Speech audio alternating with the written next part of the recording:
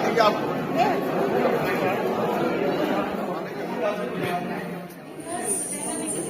मैं इस क्रम में चलते हुए परम आदरणीय हमारे अध्यक्ष श्री ब्रह्मानंद सिंह साहब बैठे हुए हैं। अब वक्त हो चला है, धीरे धीरे हम लोग लंच की तरफ हम लोग अग्रसर हो रहे हैं।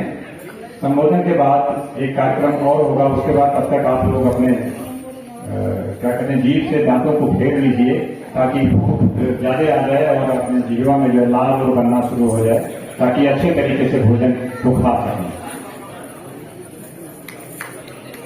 और जो लोग कूपन ना लिए हों वो लोग कूपन ले लें और अच्छा रहेगा। और हमारे अतिथि हैं आप सारे बच्चे, तो मैं परम आदरणीय मैं श्री रमन जी से अनुरोध करता हूँ, कार्यकारी अध्यक्ष कृपया श्री ब्रह्मानंद सिंह से आपको रिक्वेस्ट करके उनको आदर से सम्मान से मंच पर लाएं।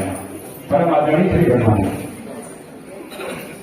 ये हमारे नींव के पत्थर हैं, इन्हीं के ऊपर हम लोग अपने ये इमारत दर इमारत बनाते चले जा रहे हैं। तो इस नींव के पत्थर के सम्मान में ढेर सारी तालियां दीजिए ताकि ये और हम लोग को और आगे बढ़ते रहते हैं। हम लोग तो इन्हीं के कंधे पर चढ़कर ये बदलाव निकाल रहे हैं। प्लीज, और यहाँ से तालियां हमारे दाहिने तरफ शुरू कर दीजिए। प्लीज उठाएं, तालियां उठाइए, जोरदार तालियां ऊपर।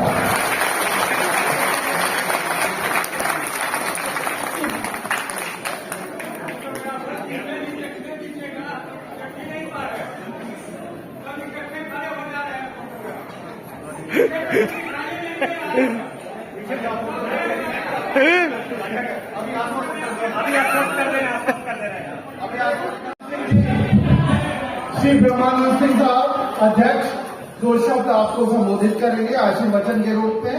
संक्षिप्त में आपसे आग्रह है 2 शब्द कहने के बाद। हाँ कंटिन्यू करो।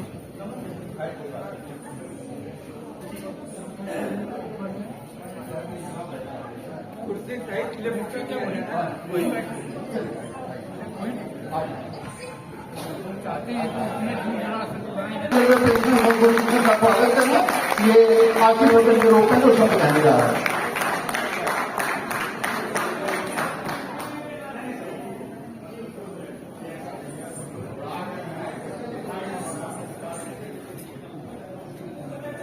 हमारे देश के मुख्यालय गोरखपुर तथा हमारे विभिन्न मंडलों से आए हमारे सेवानिवृत्त परिवार के सदस्यगण और पेंशनर बंधुगण, ये हम लोगों के लिए सेवानिवृत्ति होने के बाद एक आनंदमय जीवन बिताने के लिए, जीवन को और आगे बढ़ाने के लिए जीवन में मनोविनोद और मनोरंजन की बड़ी आवश्यकता है। ये संस्था जब मैंने शुरू किया था, शुरू में हम लोग 2-3 आदमी थे, मैं और कोहली जी, सुखसागर सिन्हा और कालिका प्रसाद सिंह। धीरे धीरे ये पौधा आगे बढ़ता गया। मैं तो अकेले चला था लेकिन कारवां बनता गया। मित्रों, मैं अब लगभग 89 ईयर्स का मैं हो गया हूँ, 89 साल का, 90 में प्रवेश कर रहा हूँ। और जब से मैं सेवानिवृत्त हो गया, मेरे जमाने में 58 वर्ष में ही 58 में ही सेवानिवृत्ति होती थी। तो अब जोड़ लीजिए लगभग 29-30 साल मुझे रिटायरमेंट का हो गया। लेकिन उसी समय रिटायरमेंट के बाद मैंने सोचा कि वर्किंग क्लास के लिए, कार्यकारी कर्मचारियों के लिए तो उनके ट्रेड यूनियन है और उनके ग्रीवांसेस को, उनकी मांगों को और संगठित ढंग से हर जगह पहुंचाया जाता है।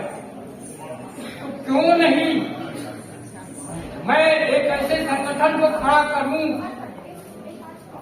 कि जो आगे बढ़कर के अपने मजबूती से अपनी मांगों के संबंध में रेल के उच्चतम स्तर के अधिकारियों तक पहुंच सके और बात कर सके। काम तो कठिन था।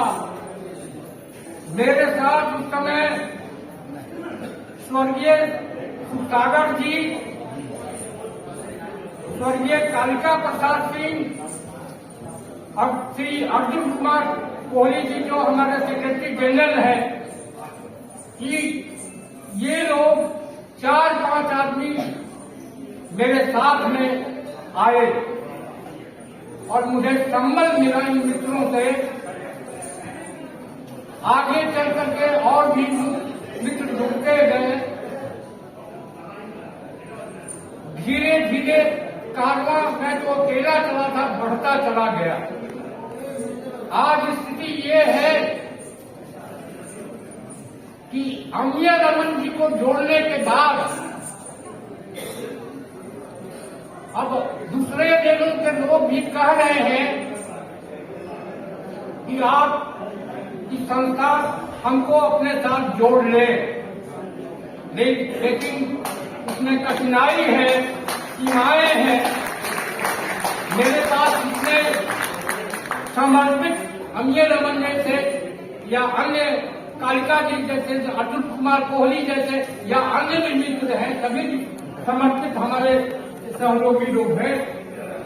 उस संख्या पर बहुत कम है। पोजीशन ले लिया अब नहीं, सॉरी डिस्टर्ब नहीं होगा पीछे वाले।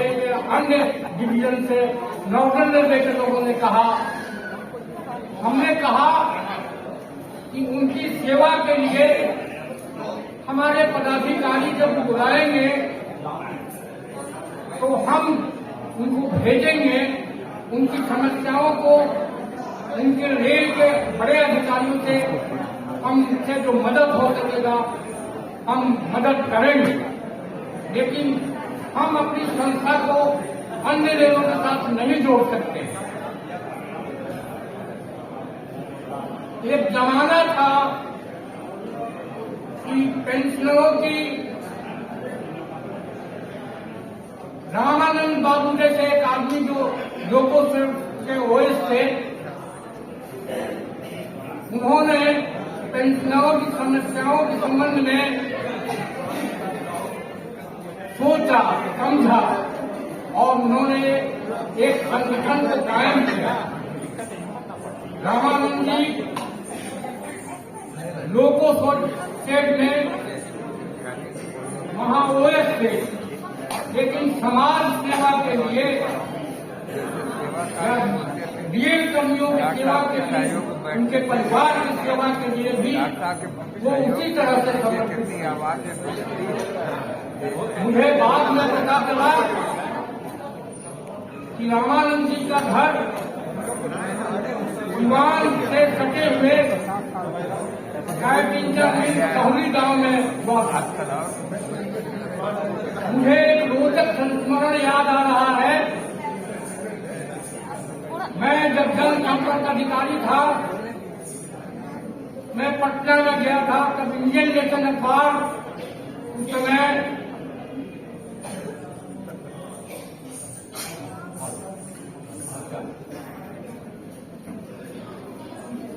हाँ, तो मैं रामानंद जी की बात कर रहा था। उन्होंने ही पेंशनरों के ये समझा कि उनकी ग्रीवांसेस के लिए एक संगठन स्थापित किया जाए और उन्होंने कुछ आदमियों को इकट्ठा करके सबसे पहले जो है पेंशनर एसोसिएशन का नींव दिया। उसके बाद उनके जीवित रहने तक तो ये संस्था थोड़ी बहुत आगे बढ़ी, लेकिन बाद में ये संस्था बिल्कुल ठप हो गई। मैं जब अंदर में सेवानिवृत्त हुआ, उसके बाद मैंने वो देखा और धीरे धीरे मैंने उन सारे चीजों को देखा जो रामानंद जी के जमाने में वो चाहते थे।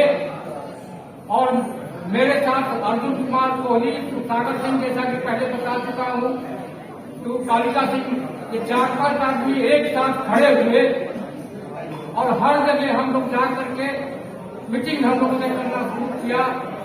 उसमें मैं सबसे ज्यादा सहयोग मुझे शुरू में मिला रेल विहार संस्था से, जो बड़ी संस्था, बड़े लोग वहां थे, एक जगह लोग थे। धीरे धीरे जो है ये संख्या बढ़ती गई और अब तो अन्य जिलों में भी अन्य लोगों से बार बार तो मैं कह चुका हूँ। मेरा एकमात्र उद्देश्य यही था कि जैसे कार्यरत कर्मचारियों की सेवा के लिए ट्रेड यूनियन अपनी बात महाप्रबंधक तक पहुंचाती है, फिर हमारी संस्था भी इतनी मजबूत हो जाए कि महाप्रबंधक तक अपनी बात को रख सके। मुझे इस बात को आपके सामने प्रस्तुत करते हुए गौरव का अनुभव हो रहा है कि अब जितने भी महाप्रबंधक हैं, हमारे पदाधिकारी मांग को लेकर जाते हैं, वो सबसे बड़े पहले प्राथमिकता कर रहा था, उनकी बातों को सुनते हैं और उन पर कार्रवाई करते हैं। सबसे बड़ा यही चाहता है। और आप लोग इतने दूर दराज बाहर के मंडलों से परिवार से सब लोग आए हैं और इस कार्यक्रम को मनोयोग पूर्वक, आनंद पूर्वक आपने देखा। ये मैं आपकी भी सराहना करूंगा। मित्रों, किसी भी आदमी के लिए सेवानिवृत्ति के बाद एक कार्यक्रम जरूरी नहीं है, मनोरंजन बहुत जरूरी है। जीवन में रहने के लिए, लॉन्गिविटी के लिए बहुत जरूरी है कि आप किसी भी समारोह में, किसी भी मनोरंजन से संबंधित हो। कला संस्कृति एक ऐसी संस्कृति है कि आदमी के किसी भी इच्छा को, जीने की इच्छा को बढ़ा देती है। आप लोगों ने कार्यक्रम को इतना मनोयोगपूर्वक देखा और मैं उन कलाकारों को भी प्रशंसा करूंगा जो बाहर उनका कार्यक्रम अत्यंत सराहनीय रहा।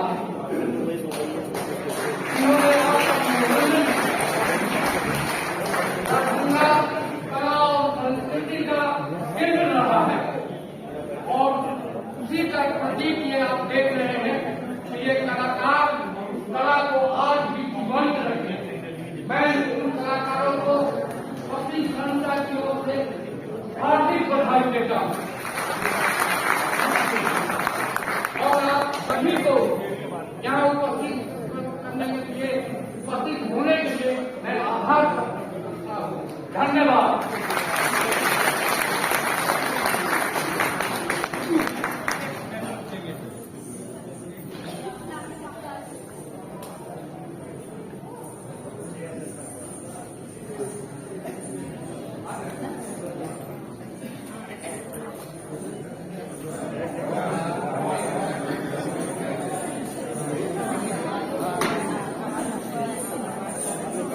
अच्छा भाई, सभी लोग सुना है एक बार।